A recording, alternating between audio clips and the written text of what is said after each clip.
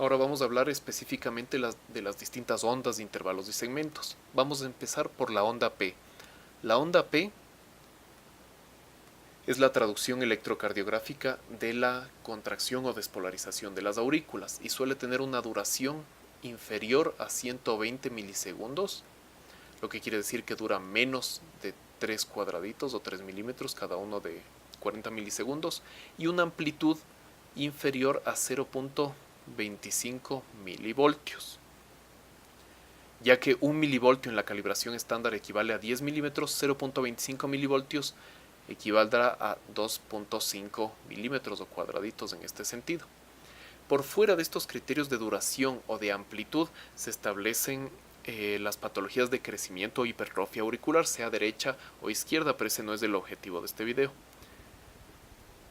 La siguiente onda que vamos a tomar en cuenta es un grupo de ondas realmente que son el complejo QRS, y como habíamos visto en el anterior video, no necesariamente van a estar compuestas por una onda Q, una R y una S, sino que va a ser polimorfo. Va desde el inicio de la primera deflexión, sea positiva o negativa, hasta el final de la última deflexión, nuevamente sea positiva o negativa. La duración del QRS, según algunas bibliografías, va de 80, según otras desde 60 hasta 100 milisegundos, lo que quiere decir que va desde un cuadradito y medio, que serían 60 milisegundos, hasta 2 cuadraditos y medio, que son 100 milisegundos. Otros autores dicen que la duración del QRS puede ser hasta un límite no superior o igual tampoco a 120 milisegundos, es decir, que puede ir desde 60 hasta menos de 120 milisegundos, 119 milisegundos si quieren. Yo pienso que es preferible usar este criterio, el de 60 a 100, dado que entre 100 y 120 milisegundos se puede refinar un poco distintos criterios para patologías en relación con el aumento de la duración del QRS, como son los bloqueos de la conducción intraventricular. En relación con la amplitud del QRS, no se suele tomar la amplitud del QRS en una sola derivación como criterio de patología, sino que se suelen hacer indicadores que suman la amplitud, por ejemplo, de la deflexión positiva de la R con la amplitud de la inflexión negativa, o sea, de la S, en distintas derivaciones, y según eso se sacan criterios que nos permiten saber si es que hay hipertrofia ventricular. Salvo por un criterio que mira solo la onda R en una derivación, normalmente se suele hacer, como les digo, criterios conjugados en base a la amplitud de distintas ondas en distintas derivaciones.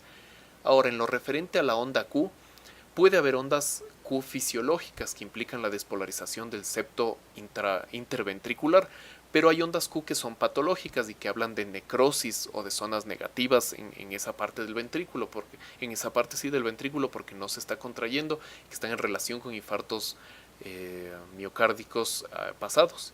Entonces, el criterio en general para una onda Q se establece que debe ser, según algunas bibliografías, hasta un tercio o hasta un cuarto de la amplitud de la onda R que le sigue. Si es que son más amplios que un tercio o un cuarto de la onda R que le sigue, es un criterio de patología. En cambio, en cuanto a su duración, las ondas Q suelen durar menos de 40 milisegundos, es decir, menos de un cuadradito. Si duran más de 40 milisegundos, también podemos hablar de que la Q probablemente es patológica y no es solo por la despolarización del septum.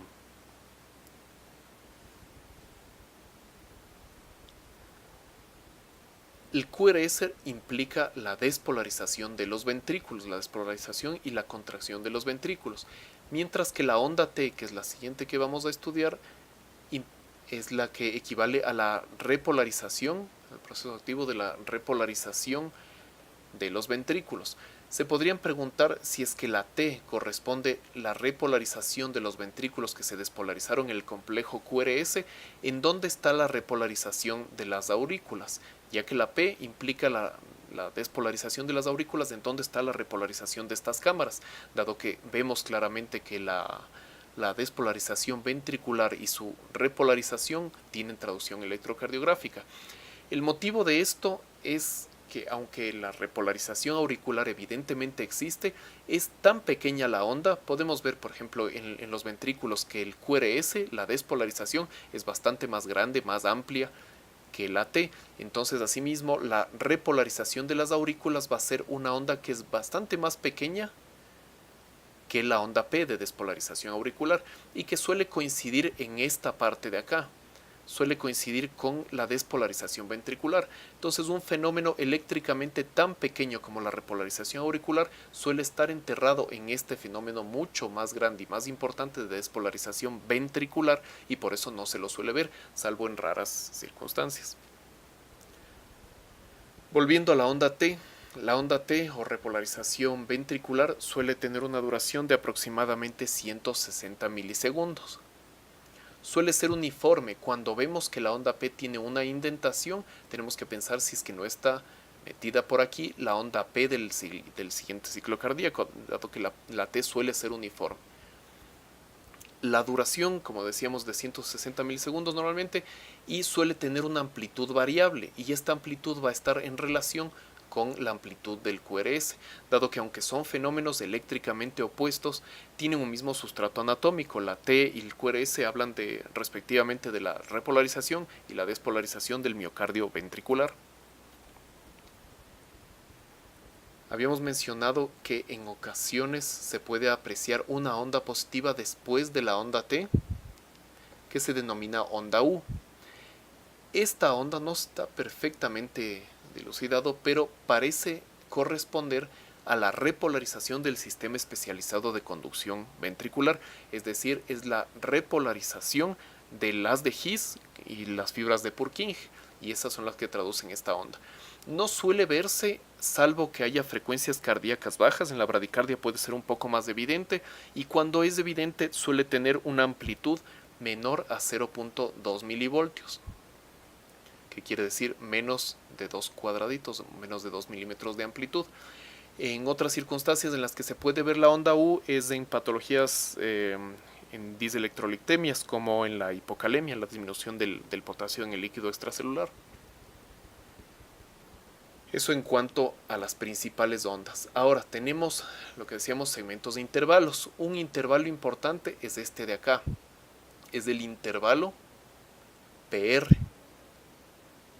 Como todos los intervalos, ya habíamos dicho antes, incluyen tanto a segmentos, es decir, sitios que no tienen ondas, como a ondas. Entonces el intervalo PR incluye a la onda P y también a esta línea de acá, que es el segmento PR.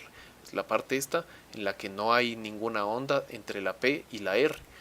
Es importante aclarar que el intervalo PR va desde el inicio de la P hasta el inicio del QRS. Entonces no necesariamente va a ir hasta el inicio de la onda R, sino la primera onda del complejo QRS. Entonces a veces el IPR realmente va a ser un IPQ.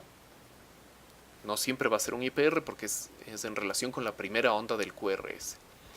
El intervalo PR denota la traducción electrocardiográfica desde el inicio de la contracción de las aurículas hasta el inicio de la contracción de los ventrículos. Entonces, cuando está aumentado, hace referencia a que el impulso se está demorando mucho en ir desde las aurículas hasta los ventrículos. Concretamente estaríamos hablando de un bloqueo de la conducción aurículo-ventricular, o sea, de diferentes tipos o grados que existen, que no son el objetivo de este video. La duración del PR suele ser de 120 a 200 milisegundos. Entonces sería de 3 a 5 hasta menos de 5 cuadraditos, ¿sí? Hasta 200 milisegundos. De 200 milisegundos en adelante estamos hablando de bloqueos de la conducción aurículo-ventricular. Perdón, esto está mal dibujado, sería hasta 5. 3, 4, 5. ¿Sí? Es importante también aclarar que el intervalo PR, aunque es menos sujeto a estos cambios que el intervalo QT que vamos a ver después, sí puede cambiar según la frecuencia cardíaca. Es decir, cuando tenemos taquicardia, cuando el corazón está latiendo muy rápido, el PR podría durar algo menos de 120 milisegundos sin ser patológico. Y a la inversa, cuando hay bradicardia, cuando hay latidos, contracciones, o sea, ciclos cardíacos muy lentos, podría durar más de 200 milisegundos sin implicar un bloqueo AB, un bloqueo auriculoventricular. El siguiente intervalo importante en la práctica clínica es el intervalo QT, que va desde el inicio del QRS no necesariamente una onda Q, puede ser una R, hasta el final de la onda T. Este intervalo varía considerablemente más que el intervalo PR en relación con la frecuencia cardíaca. Entonces se ha establecido que más que tener criterios del intervalo QT medido, se debe tener el criterio del intervalo QT corregido para ver si es que hay o no patología. Hay algunas fórmulas. Una de las fórmulas para corregir el QT es dividir la duración del QT para la raíz cuadrada de el tiempo que pasa entre una R y otra R, es decir, entre dos despolarizaciones ventriculares. Y esta es la fórmula de Bassett, que es la que tradicionalmente se suele usar para corregir el QT. Sin embargo, se ha visto que esta fórmula suele infraestimar o sobreestimar respectivamente en la bradicardia y en la taquicardia la corrección del QT. Entonces hay otra fórmula que es un poco más precisa, que es la fórmula de Friederica.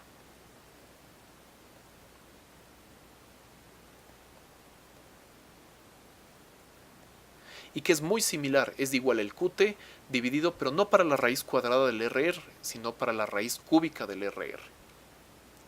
Otra manera, si es que no tenemos calculador y queremos salir un poco más rápido del problema de corregir el QT, es recordar una regla que es también bastante precisa, aunque no perfecta, ninguna fórmula es perfecta para corregir el QT, que nos dice que el QT a una frecuencia cardíaca de 70 latidos por minuto debe ser hasta máximo 400 milisegundos, o sea 10 cuadraditos de duración. Y de esto parte la regla que dice que por cada 10 latidos por minuto que sube la frecuencia cardíaca, el QT va a disminuir 20 milisegundos. Y por cada 10, a la inversa, 10 latidos por minuto que baja la frecuencia cardíaca, el QT corregido va a ser, el QT más bien dicho, va a subir 20 milisegundos. Entonces, si es que a 70 tendríamos acá latidos por minuto y acá la duración del QT. Si a 70 latidos por minuto el QT debe durar menos de 400 milisegundos, cuando tengamos una frecuencia cardíaca de 80 latidos por minuto, ¿no es cierto?, ha subido 10, el QT debería ser hasta 380 o menos de 380 milisegundos. A la inversa, si es que tenemos una frecuencia cardíaca de 60, ha bajado 10 latidos por minuto, entonces el QT podría ser menos de 420 milisegundos. Espero que quede algo claro esto. Eso en cuanto a los principales intervalos. Ahora, los segmentos, es decir, esos sitios del trazo electrocardiográfico que no tienen ondas. Probablemente el más importante de conocer es el segmento ST. El segmento en ST va desde el final del complejo QRS, desde el final de la onda S, hasta el inicio de la onda T. Este segmento es bastante importante en el sentido de que puede tener algo que ver sus alteraciones con lesiones miocárdicas en relación cuando hablamos de isquemia, de la progresión de isquemia a lesión y eventualmente a necrosis. Los supradesniveles o los infradesniveles de este segmento tienen traducción en relación con la patología isquémica miocárdica. Y hay un punto que es importante, que es este de acá, y que es la unión entre el segmento ST y el complejo QRS, que es el punto J.